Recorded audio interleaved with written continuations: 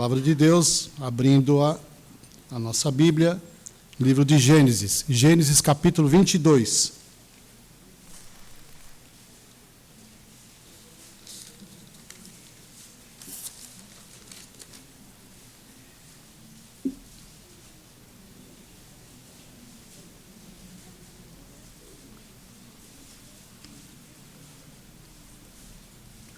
Gênesis capítulo 22, vamos ler os 19 primeiros versículos, de 1 a 19, de forma alternada.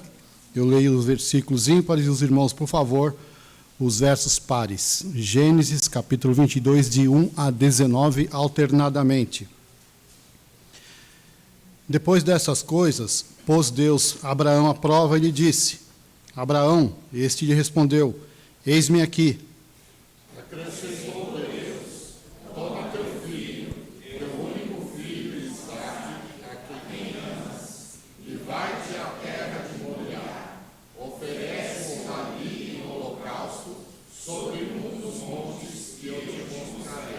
Levantou-se, pois, Abraão de madrugada e, tendo preparado o seu jumento, tomou consigo 2 dos seus servos e a Isaque, seu filho. Rachou lenha para o holocausto e foi para o lugar que Deus lhe havia indicado. Ao terceiro dia, erguendo Abraão os olhos, viu o lugar de longe. Então disse a seus servos: Esperai aqui com o jumento. Eu e o rapaz iremos até lá e havendo adorado, voltaremos para junto de vós. Tomou Abraão a lenha do holocausto e a colocou sobre Isaque, seu filho. Ele, porém, levava nas mãos o fogo e o cutelo. Assim caminhavam ambos juntos. Quando Isaque disse a Abraão, seu pai: Meu pai, respondeu Abraão: Eis-me aqui, meu filho. Perguntou-lhe Isaque: Eis o fogo e a lenha, mas onde está o cordeiro para o holocausto? Respondeu Abraão: Deus proverá para si um filho, o cordeiro para o holocausto. E seguiam andando juntos. Chegaram ao lugar que Deus lhe havia designado. Ali edificou Abraão um altar, sobre ele dispôs a lenha, amarrou Isaque, seu filho, e o deitou no altar, em cima da lenha. E estendendo a mão, tomou o cutelo para imolar a vida. Mas do céu lhe bradou o anjo do Senhor: Abraão, Abraão. Ele respondeu: Eis-me aqui. Então lhe disse: Não estendas a mão sobre o rapaz e nada lhe faças, pois agora sei que temes a Deus, porquanto não me negaste o filho, o teu único filho. Tendo Abraão erguido os olhos, viu atrás de si um carneiro preso pelos chifres entre os arbustos. Tomou Abraão o carneiro e o ofereceu em holocausto, em lugar de seu filho. E pôs Abraão por nome àquele lugar: O Senhor proverá. Daí dizer-se até o dia de hoje: No monte do Senhor se proverá. Então do céu bradou pela segunda vez o anjo do Senhor a Abraão. Jurei por mim mesmo, diz o Senhor, porquanto fizeste isso e não me negaste o teu único filho, Que deveras te abençoarei e certamente multiplicarei a tua descendência como as estrelas dos céus e como a areia na praia do mar. A tua descendência possuirá a cidade dos seus inimigos. nela serão benditas todas as nações da terra, porquanto obedeceste a minha voz. Então voltou Abraão aos seus servos e juntos foram para Berseba, onde fixou residência. Vamos orar. Fala, ó Pai, aos nossos corações, pela Tua palavra, como acabamos de ler uma porção das Escrituras, e carecemos, ó Deus, da Tua graça, da unção do Teu Espírito. Por isso nós suplicamos esta bênção ao Senhor, para que o Senhor trate conosco, com os nossos corações. Tu sabes, ó Deus, o que nós precisamos ouvir nesta noite. Seja para a glória do Teu nome e para a edificação da igreja, que é o corpo do Senhor Jesus. Amém. Meus irmãos, como temos aí observado a liturgia do culto, o assunto, obviamente, não poderia ser outro, é sobre a fé de Abraão. Então, nós aprendemos com as Escrituras que o que marcou, o que norteou a vida deste servo de Deus foi a fé. O versículo primeiro que nós lemos aqui de Gênesis 22, diz assim: depois dessas coisas. Obviamente, nós precisamos recorrer a algumas páginas anteriores e ver desde quando e como quando Deus chamou este homem, que morava entre os pagãos, morava no meio de um povo que não conhecia o Senhor, e Deus o chamou. Então, por favor, volte algumas páginas da sua Bíblia, no capítulo 12 de Gênesis. Vamos ver como Deus o chamou. Gênesis, capítulo 12.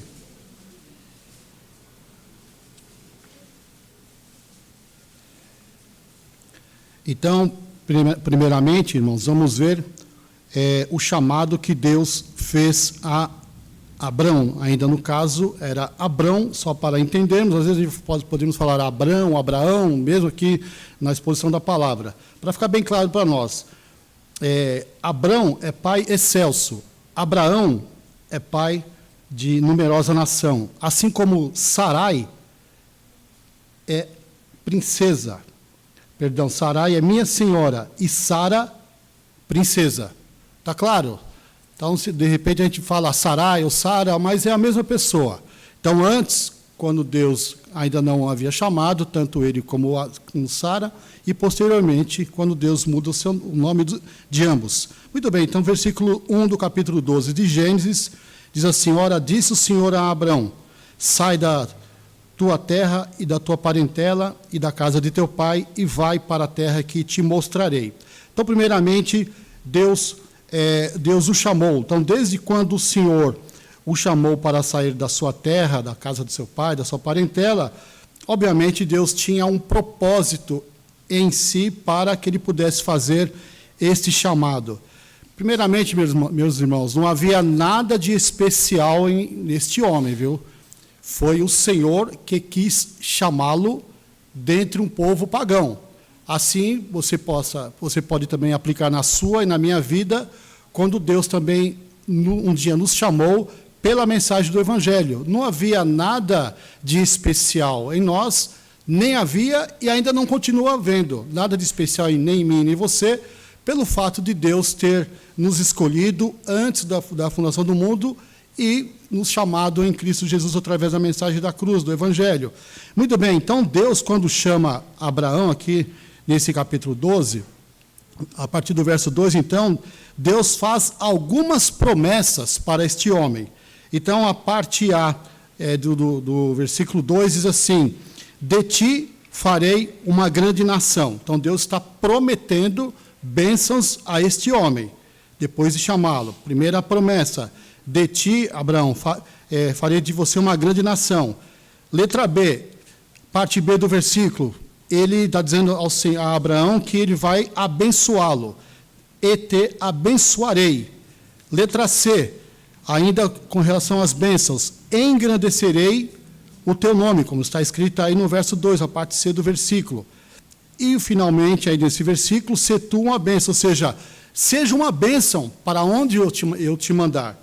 Deus está prometendo a sua companhia, Deus está prometendo várias coisas para ele, e diz ainda no versículo 3, a respeito ainda das bênçãos, ele diz: abençoarei os que te abençoarem. Ou seja, Deus iria guardá-lo, protegê-lo diante dos inimigos que, obviamente, iriam surgir na vida dele. Assim como na minha e na sua vida, no povo de Deus, constantemente surgem inimigos. Então o Senhor está dizendo: abençoarei os que te abençoarem e também amaldiçoarei os que te amaldiçoarem. Então, meus irmãos, quando alguém mexe conosco, o problema não é conosco, é com o Senhor. Os irmãos se lembram, no capítulo 9 do livro de Atos, quando Saulo, ainda Saulo, estava com documentos indo para Damasco para prender o povo de Deus, os do caminho, os crentes no Senhor Jesus. E lá pelas tantas, na entrada de Damasco, a Bíblia diz que ele viu um clarão, etc., e caiu do cavalo e ficou cego. E ele ouviu uma voz assim: Saulo, Saulo, por que me persegues? Ora, Saulo estava perseguindo o povo de Deus, mas o problema não era com o povo de Deus, e sim com o Senhor. Então, quando alguém estiver perseguindo você ou a igreja, entregue nas mãos do Senhor, que o problema não vai ser conosco, vai ser com o Senhor. E Deus sabe como resolver o problema. Ele é especialista nisso. Não há nada impossível para ele, né, Wagner? Para o Senhor não há nada que seja demasiadamente difícil. Muito bem, então o Senhor promete bênçãos para este homem que ele estava chamando. A parte agora, a partir do versículo 4, obviamente, para quem foi chamado e recebeu promessas de bênçãos, é necessário ter algo de resposta. Olhe que o versículo 4 que diz: Partiu, pois, Abraão, como lhe ordenara o Senhor. Bom, o Senhor está me chamando, está prometendo bênçãos, ele não poderia ter outra alternativa de, então, obedecer ao Senhor e partir. Como foi lido aqui na liturgia, ele partiu sem saber para onde ia. Isso realmente é fé. Fé no Senhor, fé na sua palavra. Então, a Bíblia diz aqui no versículo 4, a parte B, que ele não foi sozinho, levou Ló, né, o seu sobrinho. Tinha Abraão 75 anos quando saiu de Harã, lá do meio dos pagãos. E não está escrito aqui, mas também Sarai, a sua meia-irmã, a sua mulher, também foi com ele. Então, ele diz aí, versículo 5, levou Abraão consigo Sarai, sua mulher, tal. Como eu disse, não está escrito que ela era meia-irmã, só está escrito que ela era sua mulher. E, realmente, ela era a sua mulher. Muito bem, mas também pais diferentes, né? Pai a mãe era outra. Muito bem, então, o Senhor faz promessas para Abraão, ele obedece ao Senhor e parte, então, para a terra que o Senhor estava dizendo que ele, então, o Senhor mostraria para ele. Quando chega aqui, meus irmãos, ainda no capítulo 12, ainda no versículo 10, quando Abraão está caminhando para a terra prometida, diz o verso 10, havia fome naquela terra. Então, o que Abraão fez? Desceu, pois, Abraão ao Egito, para aí ficar, porquanto era grande a fome na terra. Então, meus irmãos, mesmo a pessoa tendo fé, não pode esquecer que continua sendo pecador.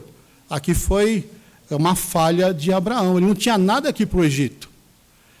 Mas a barriga sentiu fome, né? Eu preciso de comida.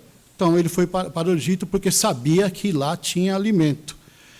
Muito bem, chegando no Egito, diz aí os versos seguintes, que ele combinou uma coisa com Sarai, que a Bíblia diz que ela era uma mulher muito formosa. Verso 11, quando se aproximava do Egito, quase ao entrar, disse a Sarai, sua mulher, ora, bem sei que és mulher de formosa aparência, ou seja, ela era muito bonita.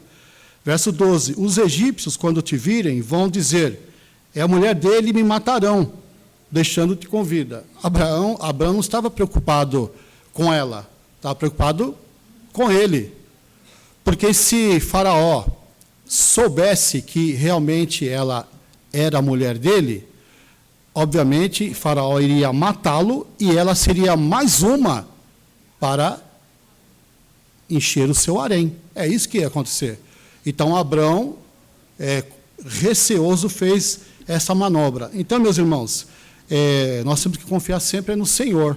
Um homem que é considerado o pai de todos que creem, né, como está lá em Romanos 4:11, mesmo assim suscetível a erro, assim como eu e qualquer um de nós também podemos errar na nossa peregrinação, na nossa caminhada.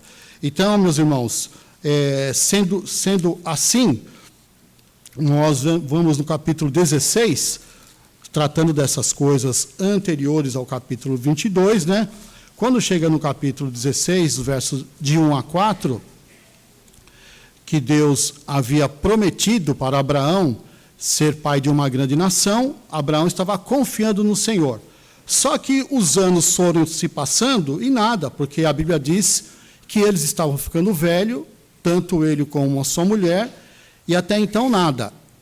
Aí, a proposta de sua mulher Sarai a Abraão, versículo 1 no capítulo 16. Ora, Sarai, mulher de Abraão, não lhe dava filhos, tendo, porém, uma serva egípcia por nome Agar. De onde que veio essa egípcia? Obviamente, quando Abraão foi lá para o Egito, trouxe consigo esta escrava. Meus irmãos, o Senhor nos tirou, aspas, do Egito, deste mundo. O Egito é um símbolo deste mundo. Mas muitas vezes o mundo continua e nós trazemos conosco mesmos coisas, bagagens lá do passado que prejudicam a nossa vida. Então aqui a mulher faz uma proposta para ele, né? Já que Deus está demorando de cumprir a promessa, que eu estou envelhecendo, você também, meu marido, né, Abrão, e quem sabe Deus vai cumprir a promessa através da escrava. Então a Bíblia diz que Abraão então teve um relacionamento com a escrava e nasceu Ismael. O problema está até hoje, lá no Oriente Médio, por causa de um erro lá de 4.000 e tantos anos atrás, milhares de anos atrás. O problema continua. Então, meus irmãos, nós temos que ter paciência nas promessas do Senhor. A Bíblia diz, meus irmãos, que Abraão, quando teve esse caso com Agar, que nasceu o menino, diz aí o versículo 15 e 16, olha aí, capítulo 16, versos 15 e 16. Agar deu à luz um filho a Abrão, e Abrão a seu filho que lhe dera Agar, chamou-lhe Ismael. Era Abrão de 86 anos quando Agar lhe deu à luz Ismael. Ou seja, 11 anos depois da promessa. Lembra que ele saiu com 75 anos da sua terra, de Harã, né? 11 anos, por esse tempo passou lá pelo Egito, etc., né? Até chegar aqui 11 anos depois, então nasceu o menino fruto de um pecado. Quantas vezes nós temos promessas do Senhor através da palavra e nós achamos que Deus, será que Deus se esqueceu de mim, ou de você, ou da sua igreja? Chega o tempo certo que Deus cumpre. Se ele prometeu, ele cumpre. Deus responde sim, não, ou espere, guarde um pouco. Às vezes, tantos anos esperamos por alguma coisa, né? Tivemos um caso recente lá em casa, e esperamos quase 40 anos a resposta de algo que nós tínhamos necessidade. E nós, com a graça de Deus, esperamos, como diz o Salmo 40, esperei confiantemente pelo Senhor. E Ele se inclinou para mim quando clamei por socorro. Então, irmãos, saiba esperar no Senhor. Se Ele prometeu, Ele cumpre. É só esperar. Tenha paciência. A Bíblia diz para a gente não andar ansioso por coisa alguma. Muito bem, irmãos. Então, chegamos agora, né, fazendo um resumo assim, muito superficial por causa do nosso tempo, chegamos então no capítulo 22, depois desse resumo. Então, quando chega no capítulo 22, depois destas coisas, obviamente algumas que trouxemos aqui, de uma forma resumida, né, pôs Deus Abraão à prova e lhe disse, Abraão, este lhe respondeu, eis-me aqui.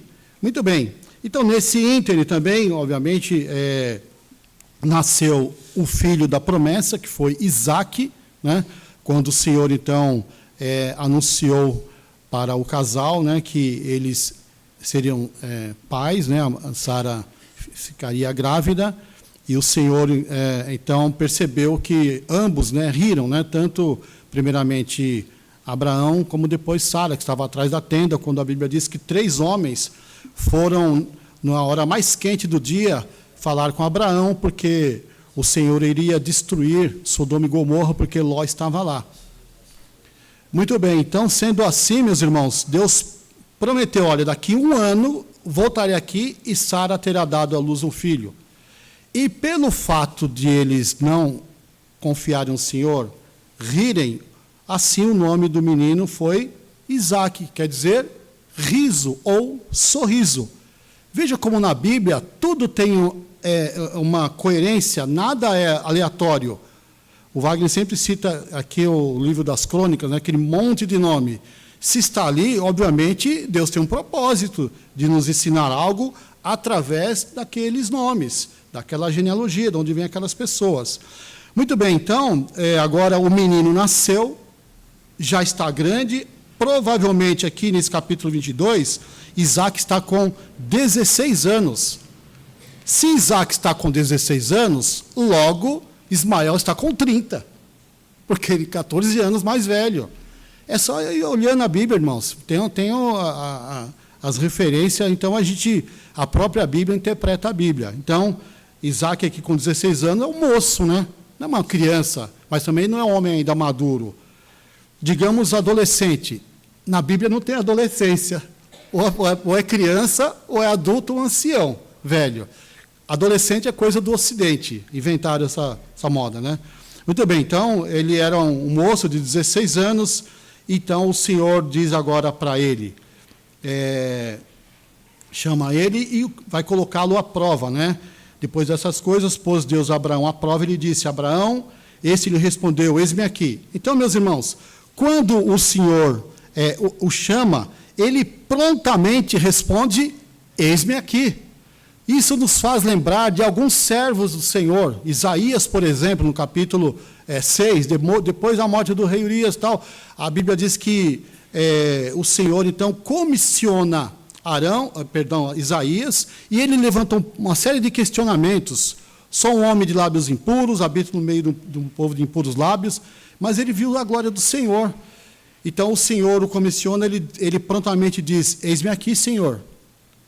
Outro homem também que prontamente, quando o Senhor o chamou para o ministério, também foi Moisés. Primeiramente ele questionou, era pesado de língua, talvez gago, mas depois então ele concorda com o chamado do Senhor, que ele estava lá dentre os midianitas, tomando conta do rebanho do seu sogro Jetro, e o Senhor tinha uma missão para ele voltar para o Egito para ser o libertador do povo, que estava ali escravo cerca de 400 anos. Então, Moisés também, eis-me aqui, Senhor.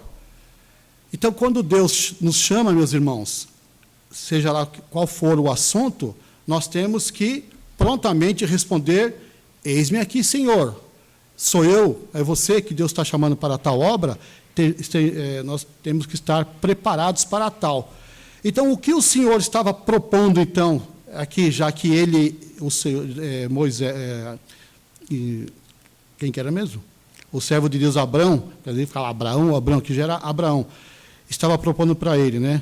Verso 2, acrescentou Deus, toma teu filho, teu único filho, a quem amas, justo o filho da promessa. Então, meus irmãos, algumas coisas nós temos que tecer aqui a respeito do rapaz, o pai, em relação ao filho. Porque ele está dizendo assim a respeito do filho. Perceba aí a sequência. Primeiro, toma teu filho, o teu filho único. Só tenho esse. Não se esqueça que Ismael é filho da escrava.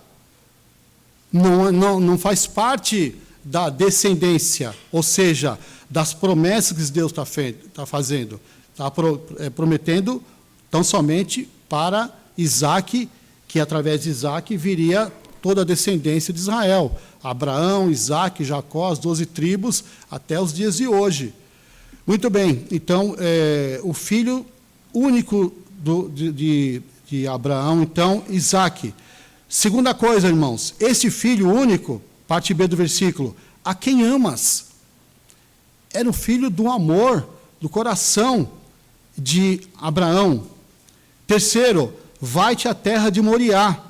Ou seja, teria que caminhar alguns dias, porque está dizendo no versículo 4, ao terceiro dia, ou seja, era realmente uma atitude de fé e de sacrifício. Pense naqueles dias, em cima de um lombo de animal, de jumentos, de camelos, com servos, preparando as coisas para obedecer ao Senhor. Finalzinho aí desse versículo 2. Oferece-o ali em holocausto sobre um dos montes que eu te mostrarei.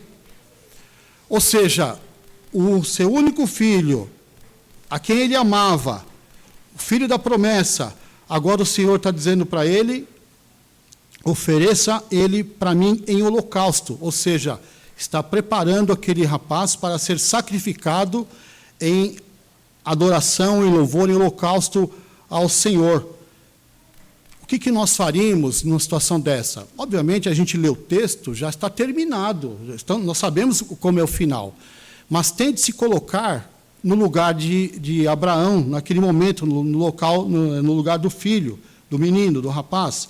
Então, diz aí o versículo 3, levantou-se, pois, Abraão de madrugada. Ou seja, ele não esperou a hora passar, talvez eu vou almoçar primeiro, depois eu vou. Logo de madrugada, então ele se prepara para obedecer ao Senhor. Alguém, de vez em quando, diz uma expressão aí, acho interessante, né? Eu gosto de orar de madrugada porque a fila é menor. A pessoa está aqui, ela sabe quem eu estou falando. Mas, obviamente, irmãos, é uma ilustração para dizer o seguinte: naquele silêncio da madrugada, como Jesus, em Marcos 1,35, que diz a Bíblia que ele levantava alta madrugada e buscava um local solitário para orar. Então, uma pergunta para mim e para você: o que nós temos feito com as nossas madrugadas? Aproveite o tempo, meu irmão. Aproveite o tempo para orar, para buscar a Deus. Deus vai, obviamente, naquele silêncio na madrugada, você e ele, obviamente, a gente pode ler, orar de manhã, na hora do almoço, à tarde. Deus não está, ele não está dentro de um tempo, nós é que estamos dentro, mas é sacrifício acordar de madrugada para levantar. A carne ela tem que ser mortificada. Paulo diz em Colossenses 3,5, fazei, pois, morrer a vossa natureza terrena. Então, às vezes é necessário, irmãos, esse Adãozinho aqui, e que está aí também em você, não é só em mim, de fazer alguns sacrifícios para o Senhor. No caso, você está se privando de algumas horas a mais de sono, mas aproveite aquele horário da madrugada para orar e buscar ao Senhor. Então, Abraão, levantou-se, pois, Abraão de madrugada, e tendo preparado o seu jumento, diz a parte B do versículo 3 aí de 22 de Gênesis, preparado o seu jumento, tomou consigo 2 dos seus servos, ou seja, teve companhias com ele para ajudá-lo. Assim é a obra de Deus, meus irmãos. Como nós precisamos uns dos outros, não podemos fazer a obra de Deus sozinho.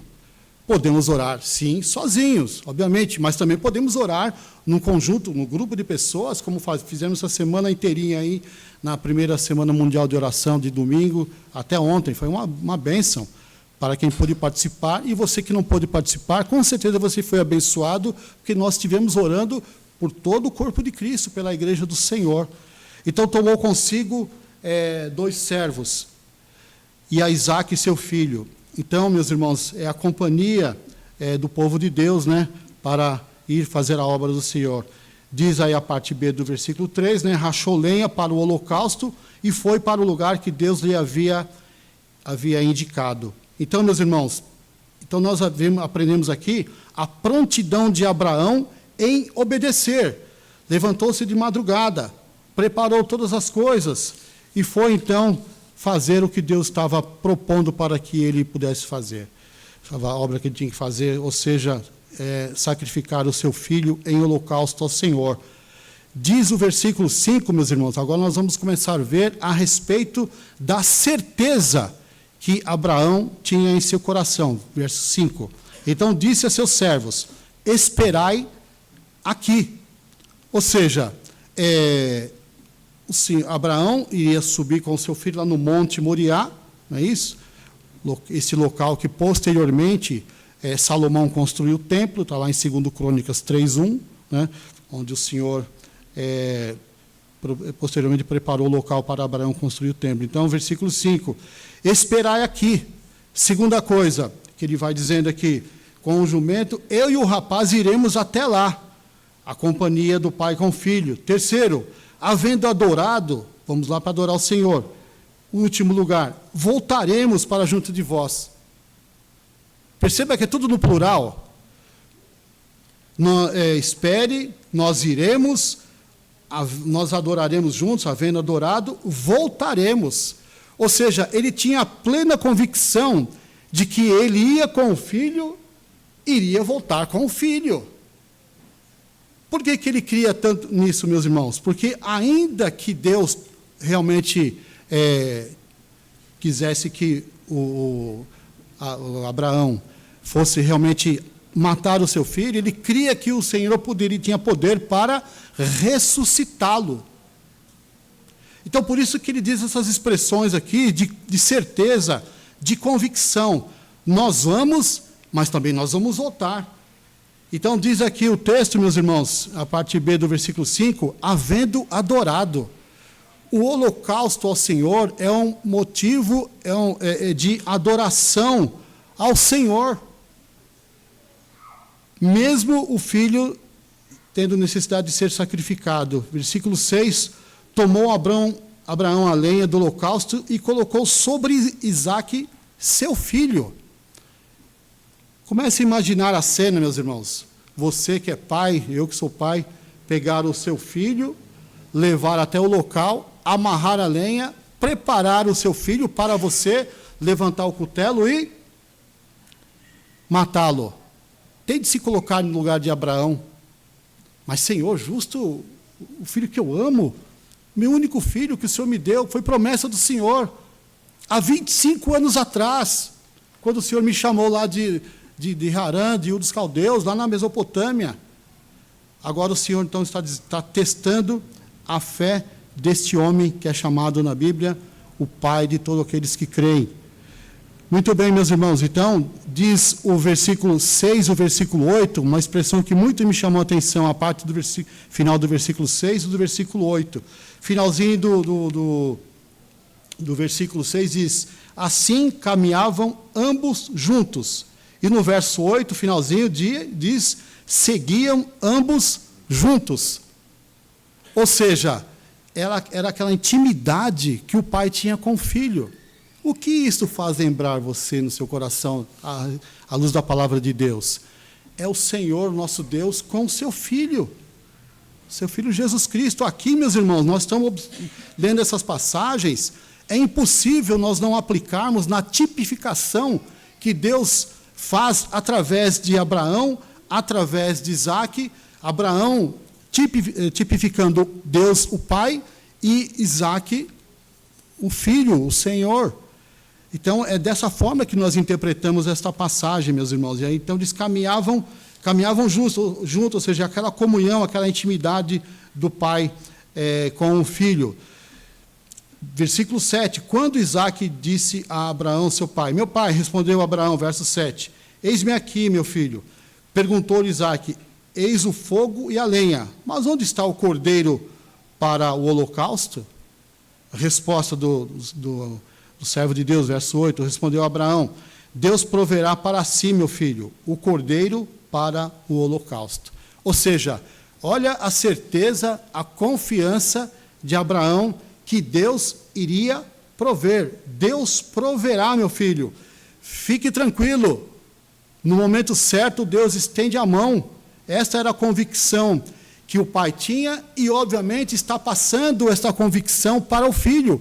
Porque nós não vemos aqui, nessa questão, o filho questionando, pai, por favor, não me amarra não, pai, não faça isso, não faça aquilo, mas nós percebemos pela letra da palavra de Deus, meus irmãos, que houve aqui um consenso, como eu destaquei o verso 6 e o verso 8, o finalzinho, que eles caminhavam ambos juntos e seguiam ambos juntos, ou seja, havia uma harmonia no mesmo propósito de agir dessa forma.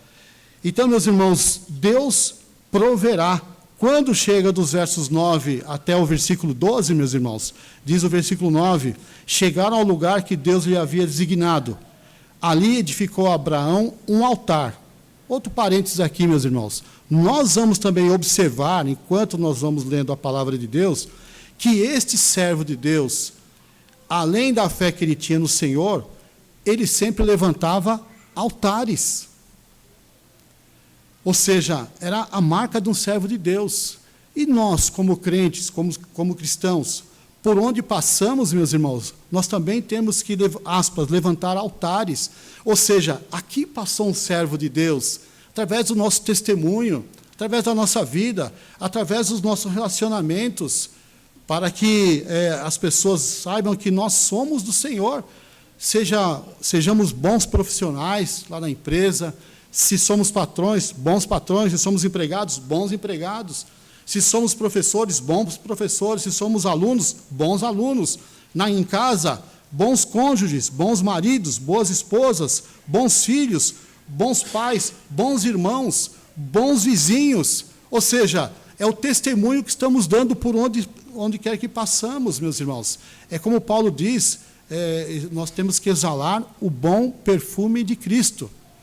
Para aqueles que são do Senhor, é cheiro para a vida. Mas aqueles que não são, é cheiro de morte. Ou seja, a mensagem continua a mesma.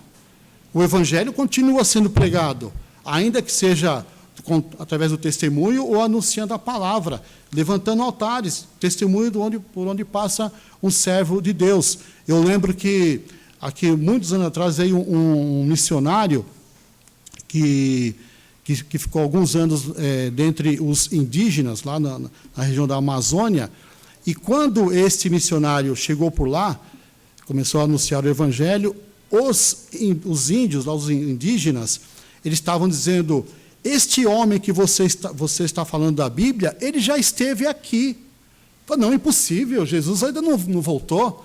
Não, é ele, era ele que veio aqui. Ou seja, o testemunho daquele missionário era tão real e tão verídico, então, faltava só apalpar, como diz o testemunho daquele missionário, de que aquele homem realmente estava representando Cristo ali naquela aldeia, a ponto dos índios se confundirem. Não, esse Jesus, ele já passou por aqui.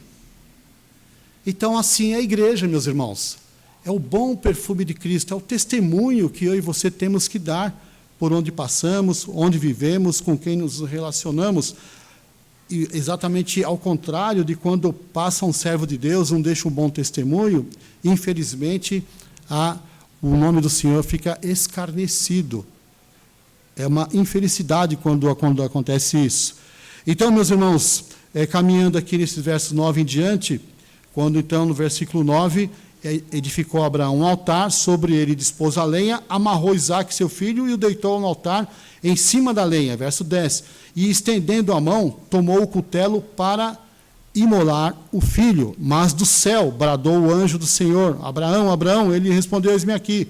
Então lhe disse, verso 12, não estendas a mão sobre o rapaz e nada lhe faças, pois agora sei que temes a Deus, porquanto não me negaste o filho, teu único filho. Então, meus irmãos, nós vemos aqui, então, a figura, tipificando, como eu disse, né, a figura do pai, a figura do filho, e o Senhor, então, brada do céu agora, para que Abraão não fizesse nada, porque Deus iria preparar, iria prover o substituto. Quando diz no versículo 13, tendo Abraão erguido os olhos, viu atrás de si um carneiro preso pelos chifres entre os arbustos. Tomou Abraão o carneiro e o ofereceu em holocausto em lugar de seu filho. Essa expressão, em lugar de seu filho, é a morte vicária, ou seja, substitutiva. Assim como o Senhor Jesus nos substituiu. Lembrando de Isaías 53:5, quando ele diz, o castigo que nos traz a paz estava sobre ele, e pelas suas pisaduras somos sarados. Então, o Senhor Jesus tomou o nosso lugar, levou sobre si a nossa miséria. O Senhor preparou o seu Filho para vir a esse mundo. E em Romanos 8,32, diz que o Senhor não poupou nem mesmo seu próprio Filho, antes por todos nós o entregou. Porventura não nos dará graciosamente com Ele todas as coisas? Então, irmãos, estão percebendo aqui que em lugar do filho, do menino, do rapaz aqui de Isaac, o Senhor então proveu aqui um carneiro que estava amarrado, tipificando o Senhor Jesus. Lembrando de João 1,29, quando João Batista viu Jesus e disse: eis o Cordeiro de Deus que tira o pecado do mundo. Quer dizer, ele nos substituiu. Ele foi à cruz no meu e no seu lugar. Pagou a dívida por completo. Então agora, meus irmãos, o servo de Deus, versículo 14, Abraão diz: e pôs Abraão por nome aquele lugar, o Senhor proverá. Daí dizer-se até ao dia de hoje, no monte do Senhor se proverá. Tá? O monte Moriá, onde fora construído o templo de Salomão, depois destruído, depois reconstruído, destruído, e hoje funciona ali, está uma mesquita muçulmana, é isso? Então, meus irmãos, o Senhor proveu ali para si um substituto.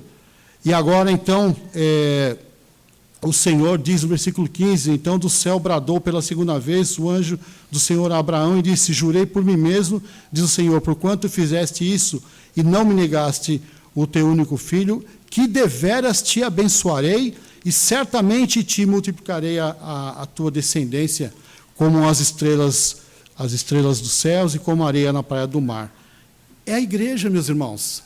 Nós lemos agora há pouco lá em Gálatas, por favor, vamos ler novamente o texto, na liturgia, Gálatas capítulo de número 3,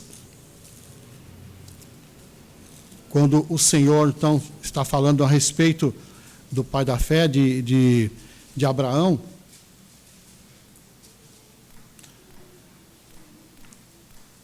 Versículo 8 de Gálatas 3. Ora, tendo a Escritura previsto que Deus justificaria pela fé os gentios, pré-anunciou o Evangelho a Abraão: em ti serão abençoados todos os povos, de modo, verso 9, né, de modo que os da fé são abençoados com o crente Abraão. E no último versículo desse capítulo 3 de Gálatas, verso 29, diz: e se sois de Cristo, também sois descendentes de Abraão e herdeiros segundo a promessa. Ou seja, a promessa que Deus fez para Abraão lá no passado se estendeu por todo o povo de Deus, por todas as gerações, até chegar nos nossos dias, para a igreja de Cristo Jesus. Então, a igreja, diz Paulo aqui no capítulo 6, finalzinho aqui de Gálatas, o apóstolo Paulo diz que a igreja é o Israel espiritual. Nós somos o Israel de Deus, obviamente de uma forma espiritual. Nós não somos de uma nação, nós somos de uma nação gentílica, nós não somos judeus, mas pela fé no Senhor Jesus, então nós somos descendentes de Abraão e herdeiros segundo a promessa. Todas as promessas que Deus fez para Abraão, Deus também faz para mim, para você, para a igreja. Lembra das promessas? Foi visto lá no início, quando nós fizemos a introdução. De ti farei uma grande nação, te abençoarei, engrandecerei o teu nome, sê tu uma bênção, vou te proteger, abençoarei os que te abençoarem, amaldiçoarei os que te amaldiçoarem. Então, meus irmãos, agora, como viveu Abraão, nós também temos que viver com fé. E a Bíblia diz que sem fé é impossível agradar a Deus. Então, meus irmãos, aí no finalzinho agora do versículo do capítulo 22, do livro de Gênesis, onde estamos, está dizendo que, versículo 18, nela, ou seja, serão benditas todas as nações da terra, porquanto obedeceste a minha voz. Então, quando nós obedecemos, as bênçãos do Senhor recaem sobre nós e, obviamente, sobre as nações, sobre as etnias, quando o Evangelho é pregado, quando o Evangelho é anunciado, através da obra missionária, através do testemunho dos crentes, seja aqui, seja nos arredores, seja até os confins do mundo, onde o Evangelho pode chegar pela graça e misericórdia do Senhor. Então, meus irmãos, quando lemos esse texto aqui, aplicando agora para as nossas vidas, obviamente nós temos que enxergar aqui o nosso Deus e Pai e o Senhor Jesus Cristo. Deus proveu para si o Cordeiro de Deus que tira todo o pecado do mundo. Assim é a nossa vida, que nós confiamos e descansamos tão somente no Senhor, o nosso Deus e Pai. Que Deus abençoe, e essa prova que Deus colocou sobre Abraão, obviamente Deus também pode nos provar quando Ele quiser, da maneira como Ele quiser, e quando formos provados pelo Senhor, longe de nós reclamação, murmúrio, porque Deus tem um propósito, Ele quer, na verdade, aperfeiçoar a nossa fé. E um instrumento que Deus usa, meus irmãos, para nos provar, obviamente, são circunstâncias. A Bíblia diz que Deus, Ele nos prova para que a nossa confiança nele aumente. Deus não nos tenta, diz lá em Tiago, é o diabo que nos tenta e a nossa própria carnalidade. Às vezes a pessoa está passando por uma dificuldade na vida e atribui aquela tribulação, ainda que seja uma tentação, atribui a Deus. Deus não tenta ninguém, diz Tiago, mas Ele nos prova. Tentação ou está vindo da parte do diabo ou da nossa própria carne. Então, aquilo por onde nós andamos, com quem nós estamos nos relacionando, se é um momento que a gente precisa fugir daquele momento, como ouvimos hoje pela manhã, através do presbítero Reinaldo Moraes, lembrando de José lá no Egito, quando ele foi tentado pela mulher de Potifar, que era o comandante do exército de Faraó, diz a Bíblia que José fugiu. Ele não atribuiu a Deus, mas ele sabia que o problema era aquela mulher. E então ele fugiu. A Bíblia diz que nós devemos fugir da aparência do mal, para depois não jogar a culpa em Deus, como aconteceu lá no Éden, que nós chamamos de síndrome do Éden. Quando o casal comeu o fruto proibido, Deus veio falar com o homem, Adão, você comeu o fruto proibido que eu falei para não comer? Ele jogou a culpa em quem? A mulher. Foi a mulher e que o Senhor me deu. Foi a mulher que o Senhor me deu. Foi falar com a mulher, a serpente me enganou e eu comi. Então perceba, meus irmãos, como isso vem se prolongando por gerações e gerações e gerações, até chegar nos dias de hoje. Então, às vezes, nós estamos numa situação difícil, porque demos vazão à nossa carnalidade, ou não vigiamos o suficientemente para fugir da aparência do mal e outras coisas mais na nossa vida. Então, muitas vezes, nós atribuímos isso a outrem. E outra pessoa que é sempre o culpado é o diabo. Não, é o diabo. Às vezes sou eu mesmo, irmão. Não tem nada com o diabo, não.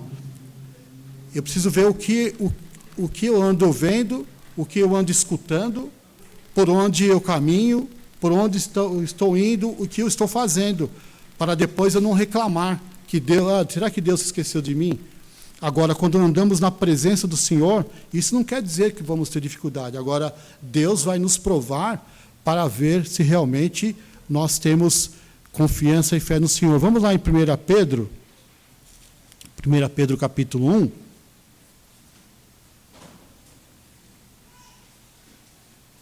A partir do verso 3. Primeira epístola de Pedro, capítulo 1, a partir do verso 3. Bendito o Deus e Pai de nosso Senhor Jesus Cristo, que segundo a sua muita misericórdia nos regenerou para uma viva esperança mediante a ressurreição de Jesus Cristo dentre os mortos. Verso 4, para uma herança incorruptível, sem mácula, imarcessível, reservada nos céus para vós outros, que sois guardados pelo poder de Deus, mediante a fé para a salvação preparada para revelar-se no último tempo. Nisso exultais, embora no presente, por breve tempo, se necessário, sejais contristados por várias provações. Ao motivo pelo qual, verso 7, para que uma vez confirmado o valor da vossa fé, muito mais preciosa do que o ouro perecível, mesmo apurado por fogo, redunde em louvor, glória e honra na revelação de Jesus Cristo. Está vendo como para que o Senhor nos prova? Um instrumento que os professores usam para... Estou aqui ao lado de um professor, e outros estão sentados aí nos bancos. Um instrumento que os professores usam para avaliar um aluno chama-se prova. Como é que ele vai saber, como é que o professor vai saber se o aluno aprendeu, né, o curso naquele período? Vamos ser uma prova bimestral, né? Vai ser por consulta, alternativa, etc. Aí é com o professor. Mas vamos ver como que está a classe. Vamos ver como está a classe. Vamos ver como anda a igreja de Vila Nilo. Vamos ver como anda a fé do Erismar. E cada um de nós, através de uma aprovação que o Senhor coloca em nossa vida, para saber se realmente nós estamos confiando nele. Porque se não vier prova, como que o Senhor vai me avaliar e vai te avaliar? Quando a igreja passa por dificuldades, Deus deixa a gente passar por aquele estreito e depois de um certo tempo Deus derrama do refrigério, porque nós confiamos no Senhor. Tivemos um testemunho essa semana, né, Wagner? Que bênção, né? Que bênção para a igreja, através do conselho, né? Um momento difícil estava passando e Deus, então, estendeu a mão de misericórdia e derramou a bênção. Houve o refrigério, trouxe paz através de uma atitude de um servo de Deus da igreja. Então, meus irmãos, é assim que é a vida cristã. Nós não podemos esperar uma vida cristã sem provações, totalmente desprovida de problemas. Os problemas vêm. Jesus disse que no mundo vocês vão ter aflições. Vem, e graças a Deus pelos problemas. Lembrando do salmista, no Salmo 119, verso 71, foi-me bom ter passado pela aflição, isso me fez conhecer os teus decretos. Está vendo como é bênção o problema, a vida, quando é provação? Não vá querer pecar para depois, será que Deus vai me assistir quando eu estiver pecando? Se você está numa vida de pecado, você tem um recurso da graça de Deus de confessar o seu pecado e voltar atrás, ou seja, abandonar, como diz em Provérbios 28:13, né? Reconhecer seu pecado, abandoná-lo, deixá-lo, assim você vai alcançar misericórdia. Que Deus nos abençoe, meus irmãos, que a fé que houve em Abraão possa haver também na minha e também na sua vida, sabendo que Deus proverá para si, que Deus provê todas as coisas para a glória dele em nossas vidas. Amém? Hino